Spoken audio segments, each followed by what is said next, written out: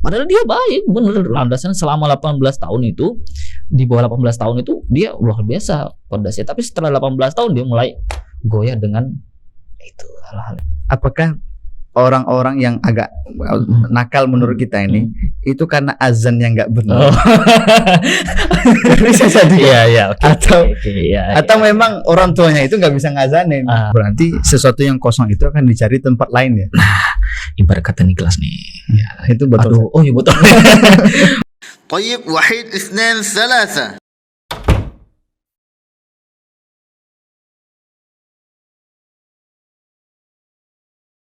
Assalamualaikum warahmatullahi wabarakatuh. Alhamdulillah. Terima kasih pada teman-teman semua yang sudah mengklik video ini. Ya, kita udah lama nggak bikin podcast kan? Iya, udah berapa bulan ya? Iya, anak MSM tuh sibuk-sibuk kayak sampai diundang. Aduh. Ya, terima kasih kepada teman-teman sudah mengklik video ini. Jangan lupa juga subscribe 2 YouTube ya. Yang pertama kita YouTube Rumah Quran Al-Kaf, kemudian YouTube MSM Inspiration. Gak ada officialnya. Kalau IG-nya ada official MSM Inspiration. Ya, di sini ada bersama kami trainer MSM Inspiration, Ustadz Lukman, masya Allah. Iya. Kita lebih akrab menyapanya Ustadz Lukem. Iya, biasanya dipanggil Mas Raj, rajin magal pandai. Baik. Mas Raj, kayak nama-nama India. Iya, ada Raju, ada Raj, ada kalau Raju artinya apa? Raju, iya, rajin dan jujur. Rajin. Baik, karena udah lama kita nggak podcast, kita sahabat-sahabat dulu, sahabat semuanya. Terima kasih ya. Mudah-mudahan podcast ini terus berlanjut insyaallah. Kita bersama MSM Inspiration, trainernya sangat luar biasa, Ustadz Lukem. Nah, Ustadz Lukem ini adalah beliau ini seorang masih musyrif apa udah pimpinan? Masih musyrif, belum pimpinan. Musyrif dari ini ya, salah satu panti asuhan Muhammadiyah, Al-Ghifari, insyaallah. Ini kalau teman-teman yang mau berdonasi di panti asuhan bisa hubungi Ustadz Lukem di nomor berikut. Sekian promosi nih. Ya, Ustadz bicara kehidupan ya. Kita kan kadang-kadang tuh ada orang yang tidak merasa hidup, ada orang yang merasa hidup. Kadang-kadang ada tuh anak punya santri. Iya, gimana? 2 orang tuh akhwat, dia ngomong. Akhwat ya? Iya, akhwat. Masih kecil masih. Jangan anggap yang akhwat yang sudah dewasa. Oh, ya, beda lagi nanti. Akhwat yang masih kecil. Jadi apa namanya? Itu saat aku kok nggak merasa hidup ya. Iya. Terus aku mikir, apa salah nih? Apa nggak tahu tujuan hidup kan? Salah tujuan kita hidup kan jadi khalifah. Khalifah itu maknanya berganti cycle ya. Putaran dunia. Nah, maksud bagaimana cara antum memaknai kehidupan ini? Atau kan kalau kita istilah kerennya kan wisata kehidupan gitu. Bagaimana memaknai wisata kehidupan ini? Jadi untuk dari temanya nih kan wisata ya Mas. Jadi kalau wisata itu bawanya pasti kita fun, enjoy. Terus namanya orang wisata di mana-mana pasti kan nggak memperhitungkan gitu ya, nggak memperhitungkan dalam artian dia malah lebih condong ke menikmati gitu ya, menikmati menjalani aktivitas, menjalani proses gitu kan. Nah, kenapa kami memberi temanya wisata kehidupan? Jadi wisata hidup ini kita itu sedang wisata gitu loh. Diibaratkan wisata. Nah, contoh saya sama Mas Fikri sama teman-teman MSM ke salah satu tempat wisata rekreasi. Pertama kali kita masuk, kita beli tiket kan. Baru menarik nih, ada tiket segala menarik nih. Nah, terus masuk di salah satu di wisata Jogja yang terkenal lah gitu kan. Itu kan banyak kan arena wisatanya, areanya. Ada A, B, C, D, E kan pasti kan mengikuti jalur. Nanti di akhir tuh kita bakalan keluar lagi kan. Nah, itu. Jadi wisata kehidupan tuh mulai dari step awal kita diciptakan oleh Allah. Kita dari proses dalam artian tanda kutip 2 itu suami istri bla bla bla, kemudian lahirlah anak di dunia. Nah, kita mulai masuk nih ke wisata tadi. Beli tiket, kita mulai pasti pertama Mas silahkan menuju arah sana. Nah, itu kan oh ya silakan letakkan jaket, peralatan sebagainya di loker yang sudah kami sediakan. Kemudian kalian menuju lajur kiri gitu ya, contoh gitu ya, jalan. Nah, itu kita wisata dalam artian kita tuh hidup tuh stepnya pasti kita mulailah kita baru lahir, kita disiapkan nih baju peralatan untuk kita yang masih bayi ini, apalah popok dan sebagainya kan. Nah itu kan step awal. Dan pada saat kita wisata ke suatu tempat pasti kayak gitu kan. Oh yang berikan, oh ya mas ini nggak boleh ya, jam tangannya nggak boleh, tapi ini kami berikan gelang apa alarm gitu kan. Nah itu kan. Nah dalam artian ini seperti kita di destinasi wisata pada umumnya. Nah, setelah itu kita mulai step awal lahir, kemudian kita mengenal orang tua. Pasti pertama kali pemandu wisata pasti bilang, oh ya ini sana loketnya, sana tempat toiletnya, sana tempat lokernya dan sebagainya. Kan pasti kita dengan pas kita lahir pun, nak ini A, B, ini alif gitu kan, ini ayah, ini ibu kan. Pasti kita dikenalkan. Nah, dalam artian itu step awal tuh semua orang pasti mengalami. Gak ada mas tiba-tiba kecuali Superman ya. Superman lahir tuh wah itu kan film. Itu namanya, itulah asal mula dari wisata kehidupan. Jadi hidup tuh kita wisata mulai dari awal kita ke loket sebagainya, kemudian kita mengikuti alur. Nah kita ikut bom-bom kan nanti di mana kita pasti melewati roller coaster kan. Nah nggak mungkin pertama baru masuk wisata mas langsung naik roller coaster, nggak mungkin kan, nggak mungkin. Itu 1001 gitu. Pasti pertama karena mas persiapkan ini. Oh ya jamnya nggak boleh dibawa, ini saya kasih alarm, kayak kasih tanda, kemudian ini perkenalkan ini ya wisata kami gini-gini. Nah kita hidup juga gitu kan, bayi baru lahir ini ayah ini ibu ini Pak Den, walaupun kita masih gitu kan. Nah itu dalam artian seperti itu. Saya buatkan kiasan seperti itu. Nah kemudian kita baru melewati lah tahap pertama di usia dari 0 hingga 5 tahun. Nah, ini usia di mana dibilang dalam artian ya usia emas ya, masa emas kita. Nah pasti di dalam hidup kita mulai dari kecil. Nah ini kan kelak kita akan menjadi orang tua ya mas. Iya. Mungkin cycle itu ya. Cycle-nya gitu kan. Kita akan jadi orang tua, punya anak. Nah ini kita persiapkan. Makanya saya beri kiasannya tadi, gambarannya tadi, melahir anak, kemudian kita kenalkan. Pasti pertama kali yang kita kenalkan ke anak itu, anak lahir kita pasti azan. Kita azan nih. Karena kewajiban. Iya kewajiban. Nah itu dia dikenalkan pertama kali Islam. Nah inilah hal yang sangat luar biasa di dalam ilmu psikolog ya teman-teman. Saya 2 kali, hampir sepekan sekali saya ketemu sama temannya orang psikolog itu. Dia orang non Islam kemudian masuk Islam menjadi mualaf. Luar biasa mas agama sampean. Saya sebelum masuk ke Islam saya teliti semua, ternyata keajaiban awal anak lahir itu diazani, dikenalkan azan itu secara tidak langsung dia langsung merangsang di otaknya, langsung mulai aktif. Berbeda kita anak lahir, wih diteriakin, oh ini beda karena di setiap huruf azan Allahu Akbar ada alif itu keluarnya di mana, itu memberikan rangsangan kepada otak. Luar biasa, secara tidak langsung hormon-hormon yang aktif itu bekerja langsung. Oh iya, itu keajaiban. Jadi mulai dari lahirnya kita udah diazan gitu, diazanin gitu ya. Tapi ini menarik Zat, kan kita udah diazanin, tapi banyak ini agak memotong dikit ya, maksudnya gini. Kasus-kasus tuh banyak gini. Terkadang apakah orang-orang yang agak nakal menurut kita ini itu karena azan yang nggak benar? Bisa jadi. Atau memang orang tuanya itu nggak bisa ngazanin.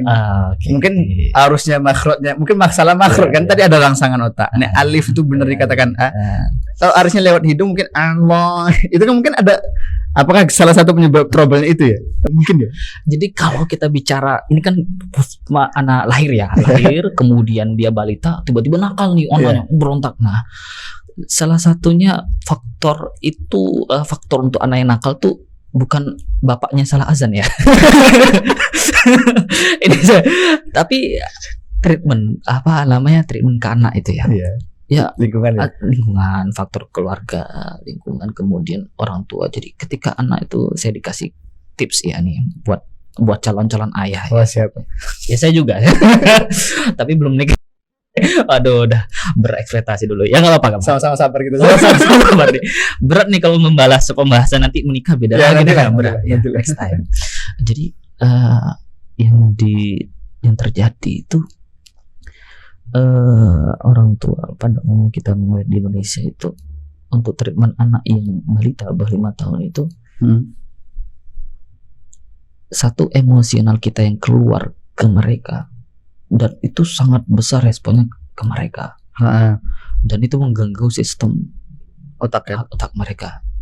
Yang dibutuhkan mereka tuh apa sih? Satu, kasih sayang. Dua, perhatian. Dan ketiga, komunikasi. Ajak untuk ngobrol gitu. Saya mohon maaf ya, saya berkecimpung dengan teman-teman psikolog juga, pernah ngobrol teman-teman. Beda loh mas gitu, antara anak kok bisa nakal, anak yang nakal sama penurut itu setelah 5 tahun kok jadi anak nakal atau penurut, dan ada yang penurut, ada yang nakal. Kenapa ya gitu? Ada salah satu orang kepala psikolog Jogja menyampaikan, Ibu A ini itu karena pada saat masih di bawah 5 tahun itu ada faktor yang belum diberikan orang tua ke mereka. Faktor apa? Contoh perhatian.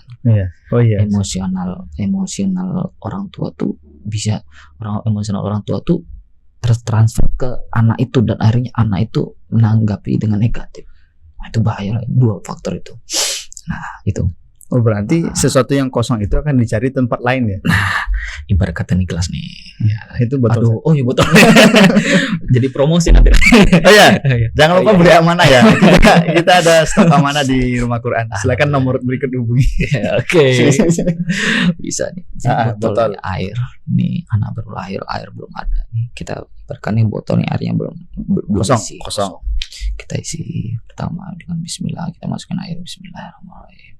Di 10 hari pertama si bayi itu kita bacakan Al-Quran gitu, walaupun dia kita bacakan Al-Quran. Jadi respon dia yang pertama kali didengar tuh itu gitu. Pertama kali yang dimasukkan ke botol ini jernih, maka kan insya Allah setelahnya jernih gitu. Kalau seandainya ada warna-warna yang lain di botol ini, dia tidak besar pengaruhnya terhadap landasan pertama tadi, air jernih tadi. Wah, 10 hari pertama di itu orang tuanya gitu. Kalau nasihat ya, saya dari Kiai Haji Hasanul Salam untuk mendidik anak itu ada 3D. Yang pertama ini luar biasa. D pertama itu daya. Kerja keras. Orang tua ingin anaknya terdidik, orang tua juga harus terdidik. Orang tua juga harus kerja keras. Ingin anaknya itu terdidik gitu ya, anaknya baik. D pertama daya, kerja keras. D yang kedua dana. Nah ini kan mas anak lapar dia tinggal gitu kan. Itu yang kedua. Dan yang ketiga adalah didoakan. Doakan ya. Daya, dana, doa. Doa usulan muslim, karena doa itu bagian senjata orang muslim ya.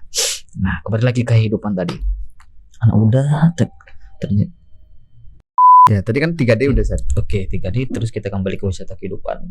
Setelah step awal kita sudah di masa-masa baru lahir. Terus kita tadi yang azannya bener apa enggak gitu. Itu faktornya tadi sudah saya sebutkan.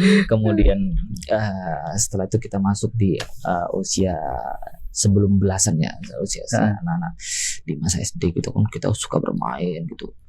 Anak tuh saya sering melihat kajian Ustadz Gus Baha online. Ilmu beliau sangat luar biasa dan berhikmah. Saya juga mengikuti kurs ini ya, Habib Novel gitu ya, yang online. Suatu ketika Habib Novel bilang gitu, beliau bertemu dengan karibnya almarhum ayah beliau di jalan. Orangnya biasa, bertemu ya, beliau dinasihati, kalau ingin anakmu sukses dunia akhirat, yang pertama pasti didoakan, yang kedua jangan larang. Kalau anak masih masa-masa anak bermain, jangan dilarang, akan tapi berikan dia celah peluang dan ada konsekuensi gitu ya. 5 menit lagi selesai permainannya ya, nah gitu ya. Jangan langsung kaget karena ada respon otak ketika anak yang masih usia 6 hingga 11 tahun 6 hingga 10 tahun itu responnya mereka belum bisa langsung menerima dengan cepat, harus dikasih jeda. Nah itu cluenya itu, dan poin utama itu dari seluruh nasihat-nasihat orang habaib dan orang-orang yang berilmu, ustaz dia ya, saya juga nonton ustaz yang di parenting, itu poinnya cuma satu paling besar, yaitu anak itu didoakan. Ternyata doanya itu orang tua ke anak itu luar biasa. Iya, karena jarang tertolak ya doa seorang, apalagi seorang ibu. Tapi menarik gini, Seth. Berarti secara tidak sengaja kewajiban ta'lim atau tarbiyah atau ta'dib apapun namanya, perannya ini ya sangat dana dan doa itu luar biasa. Luar biasa. Persiapannya kayaknya butuh waktu yang lama kayak. Kan kata Anda tadi untuk mendidik seorang anak kita sebagai orang tua harus terdidik dulu. Berarti secara tidak langsung one of problem selama ini pendidikan kita susah mendidik itu berarti orang tuanya belum siap untuk mendidik. Dalam artian seperti itu, dan banyak tantangan mas eksternal. Kita dihadapkan dengan teknologi yang sangat luar biasa seperti ini. Kemudian sekarang anak-anak sekolah online. Iya. Waduh, kita controlling susah. Kemudian transfer ilmu. Ya oke, kita lihat dari YouTube, online sebagainya. Oke, bagus. Tapi kalau ketika anak yang masih di bawah usia kita, belum ada landasan, gitu, dia hanya menerima, terus melakukan, belum dicerna sama dia, belum ada landasan. Kalau kita kan, oke, kita kan zaman anak old gitu ya, anak 90 tahunan ya, 90 tahun ya, itulah kelahiran 90-an, 91 zaman old gitu kan. Itu treatment dahulu dengan sekarang beda, ya, beda. Dahulu mungkin kita dikenalkan dengan teman tetangga kita sebagainya, teman-teman kita, sampai ada kelompok, kebersamaan sudah ada, main bareng. Sekarang anak SD kelas 1 gitu, teman mana gengmu, teman-teman mana gitu kan. Karena kan ketika itu kan di usia-usia yang memang dia senang bermain, senang punya ada komplotannya gitu kan. Bukan preman tobat. Itu ya pensiun. itu kan itu ada teman-temannya tuh rasanya beda dulu dan sekarang. Kalau sekarang mungkin udah minim gitu. Minim dalam artian dia hidup dengan individualisnya. Nah itu yang menjadi tantangan dari luar, dan kita jadi orang tua milenial nih ya. Ini orang tua milenial, kita masuk ke orang tua milenial yang mana tantangannya tidak dari anak aja dan dari pasangan, tapi dari eksternal itu luar biasa banyak. Kok kayak gini sih anaknya, bapak ibu gini gitu. Kalau banyak orang yang berasumsi beda gitu. Dalam mendidik anak itu Pak Hasan menyampaikan 3D itu dengan banyak pertimbangan.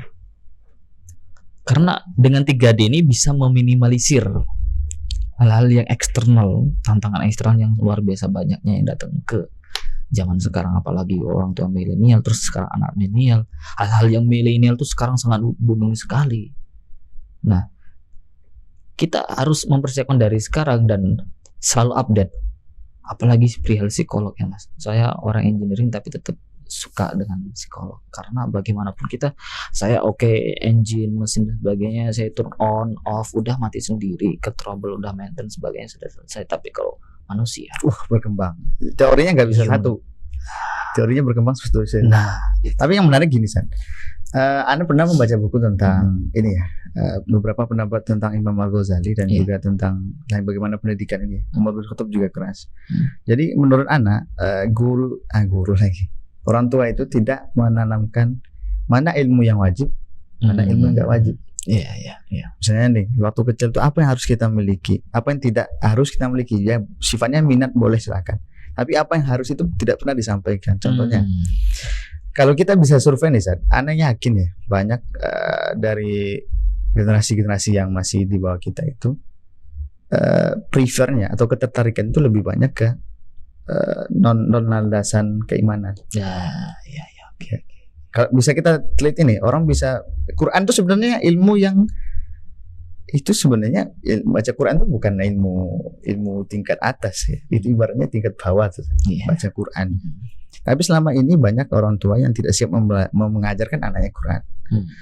Jadi fardu ain, ilmu fardu ain itu kan mulai dari fikih, akidah, ibadah. Itu tidak pernah disampaikan ke anak. Jadi anak itu merasa ilmu yang wajib itu bukan itu, tapi apa? Bermain, ngegame, bisa jadi kaya, bisa jadi sukses, walaupun caranya gimana.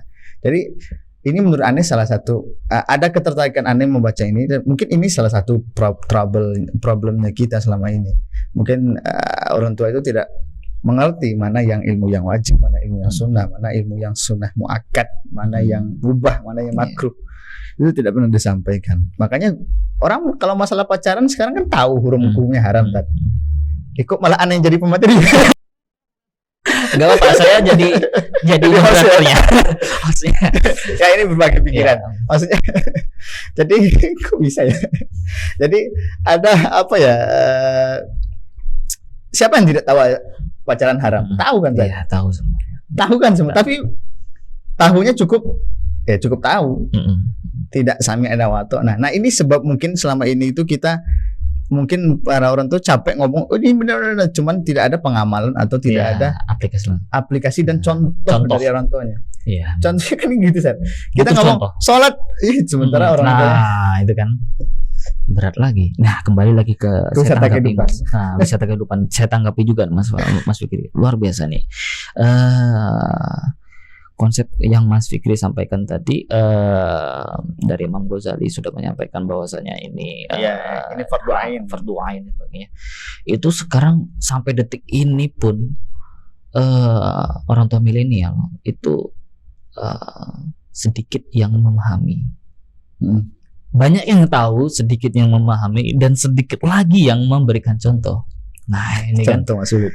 Contoh itu memang sulit, luar biasa. Ya mendisiplinkan diri sendiri, kemudian menjadi pribadi yang pantas untuk dicontoh untuk anak-anak itu luar biasa. Sulitnya minta ampun ya. Nah itu kembali ke wisata kehidupan setelah kita melewati tahap tadi, kemudian anak-anak ini kemudian beranjak ke jenjang sekolah menengah, kemudian ke atas itu ada perbedaan di mana nanti mulai dari mereka dan dari masa-masa bermain pindah ke masa-masa yang ingin serius. Terkadang tuh kita nggak siap deh. Iya. Jadi kita keasikan bermain itu nggak siap serius. Nah itu jadi kayak ada keterlambatan kesadaran gitu ya, keterlambatan mental juga ya. Nah, anak yang mana saya juga sebelum corona ini saya sering survei privat ke merivatin anak ya, ngelesin anak itu yang anak-anak SD gitu sebagainya. Banyak mereka itu curhat tentang kehidupan di sekolah dengan teman-temannya gitu, sampai ada salah satu yang mereka kok ayahku kayak gini gitu, dalam artian ini luar biasa, ada trouble nih, ada masalah ini gitu. Kok ayahku kayak gini, kok ibuku kayak gini, kok mereka kok kayak nggak ada waktu sih ke aku. Wah itu kan kayaknya orang kaya ini. Kalau ini berat, orang kaya biasanya ini berat ini ya, itu sibuk dalam artian kita itu tolak ukur kita itu perhiasan orang tua itu anak. Bener tidak Mas? Perhiasan orang tua itu anak. Pasti saya yakin nih Mas Fikri ini di kampungnya yang jauh di sana gitu ya. Kampungnya yang jauh di sana itu kampung Tanah Minangkabau yang meradai.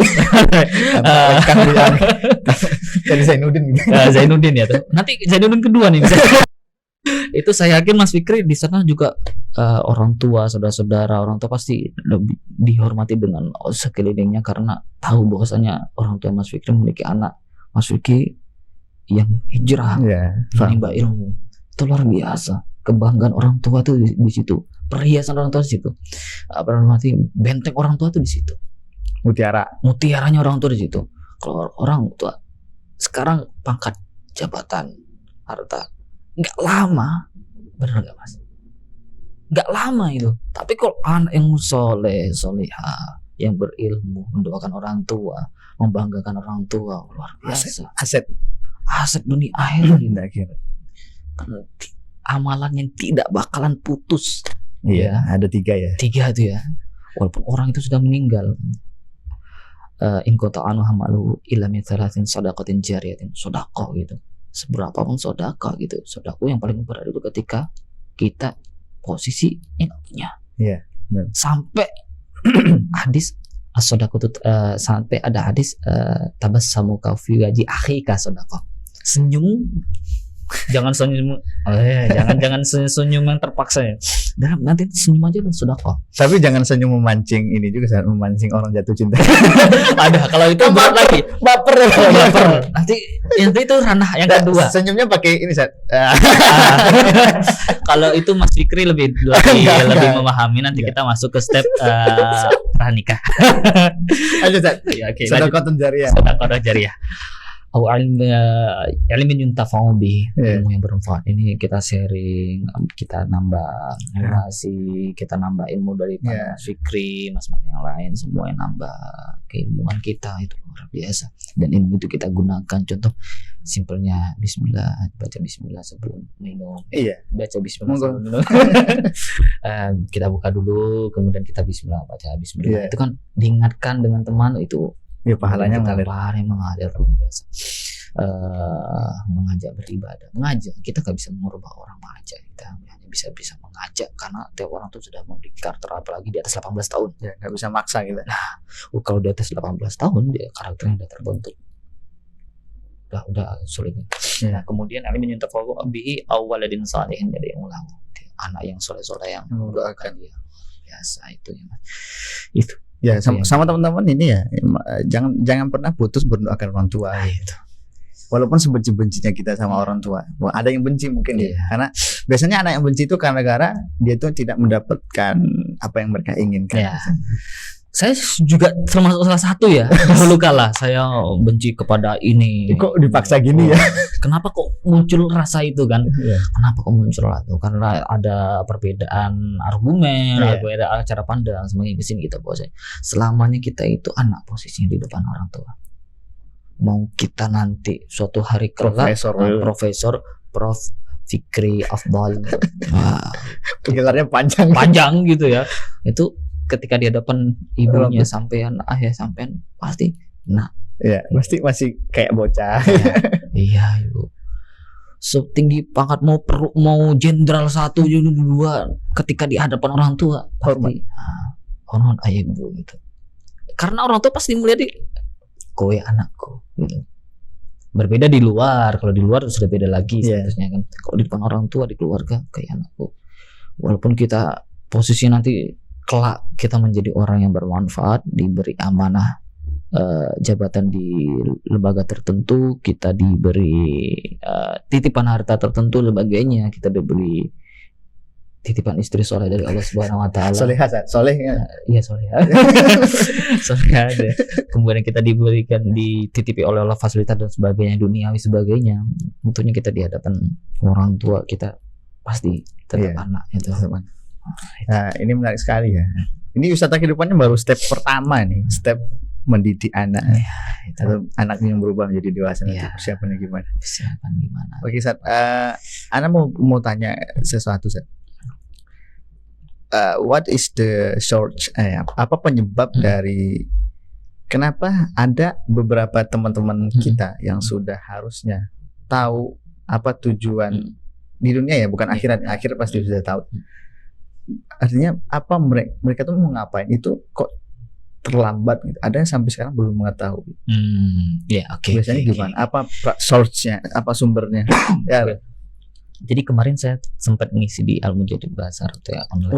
UKM Bahasa Arab Al-Mujadid. Terus ada yang bertanya, "Assalamualaikum Ustaz, saya mau tanya." Ustaznya udah nikah belum? Itu berat ya. Itu jawabannya nanti di luar sesi.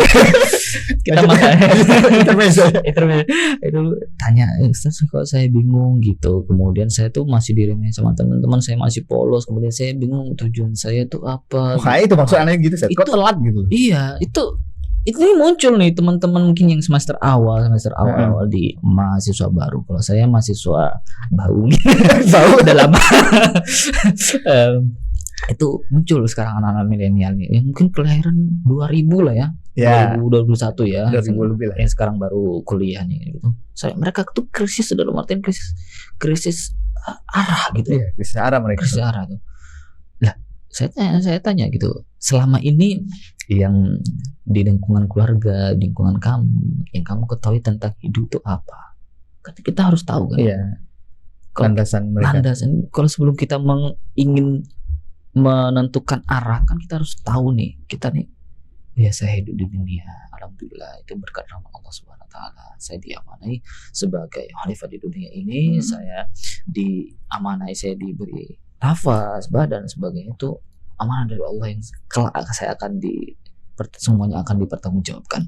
Dan itu semua titipan gitu. Kalau itu udah diketahui kan otomatis mulai mencari arah tujuannya. Saya di dunia ini mengumpulkan bekal saya untuk akhirat kelak. Kemudian saya bersini beribadah, bermuas fi dunya hasanah fil akhirati hasanah. Itu moto saya, itu pegangan saya. Dunia selamat, di akhir selamat juga semuanya. Saya juga muamalah billah binas. Kemudian saya juga ikhtiar ini. Saya juga ini hidup sementara saya memiliki tujuan, saya ingin bermanfaat selama saya hidup di dunia ini. Itu kan udah masuk tujuannya dia kan. Tapi kan step awalnya kan saya tuh hidup tuh siapa sih yang masih gitu. Mereka nggak berpikir seperti itu gitu. Belum dapat nih. Padahal itu harusnya akidah yang di waktu umur kecil ya. Harusnya tuh paling maksimal mungkin di SD lah mereka itu sudah harus paham. tahu. Minimal banget itu mereka pas balita udah dikenalkan, oh ini Al-Qur'an.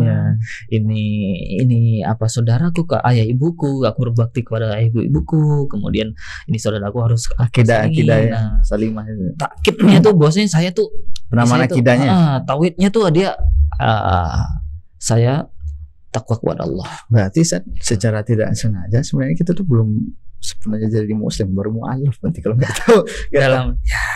Dalam artian kita kita lahir itu kullu maulidin yuladu alal fitrah fa bawahu yuhawidani au yunasirani au yumajisani. Iya. Orang tua yang membawa kita. Tapi kita ada hak untuk berubah dalam artian berubah lebih baik. Kalau orang tua kita, orang-orang terdahulu kita ya wis ngono-ngono wae ngikutin kakek nenek moyang sebagainya gini. Ya semakin kesini kita harus lebih kritis, lebih inisiatif. Kita butuh terhadap ilmu. Kalau orang udah butuh terhadap ilmu Mas, manfaatnya luar biasa.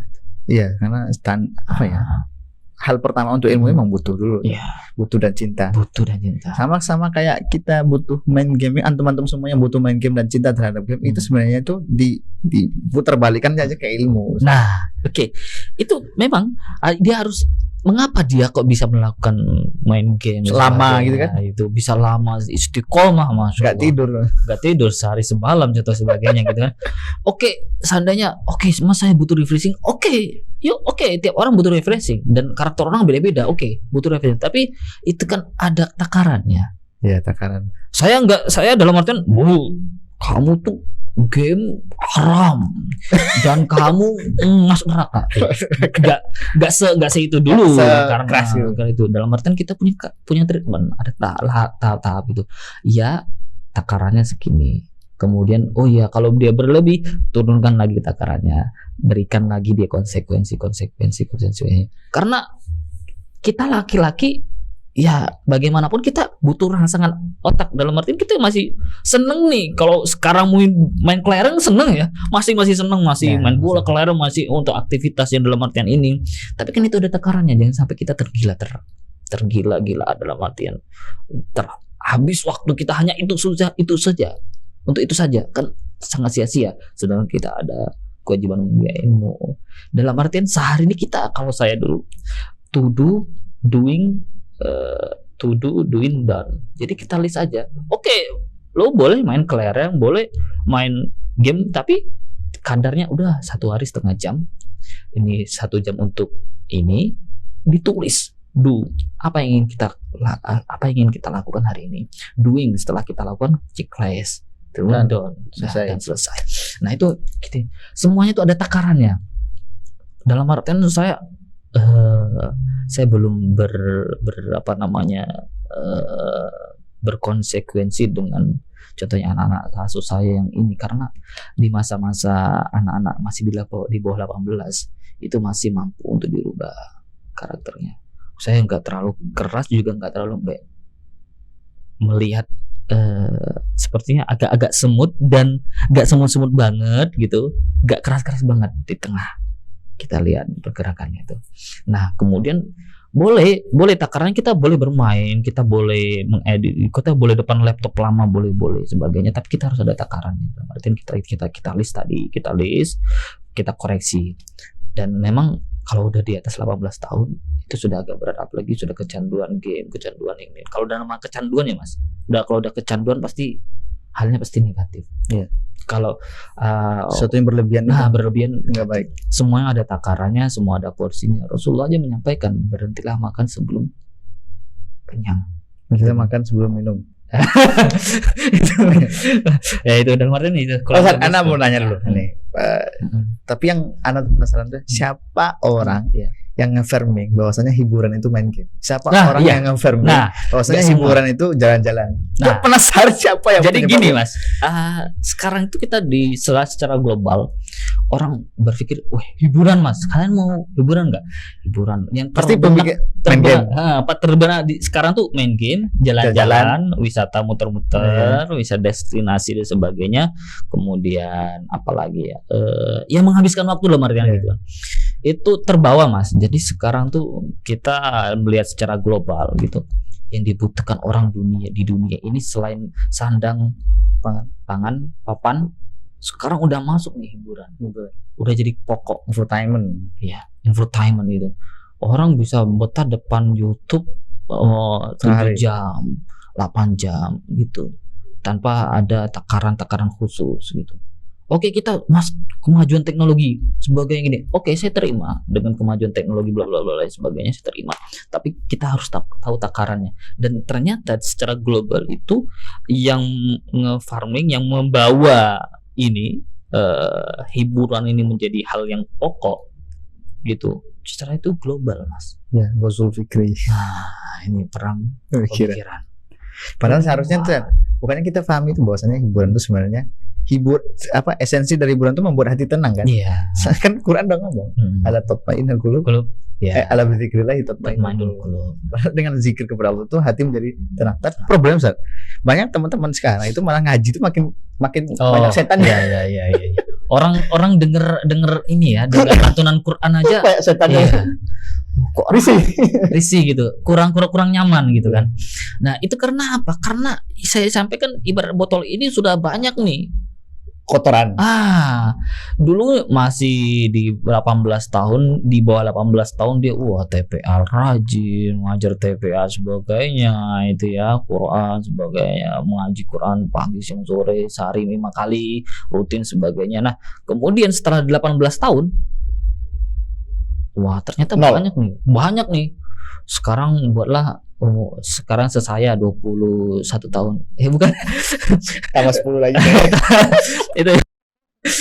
itu buatlah mendekati 30 tahun. Wah, itu dari 18 ke 30 mungkin nggak lama, tapi luar biasa, hampir tiap hari itu mengkikis landasan tadi.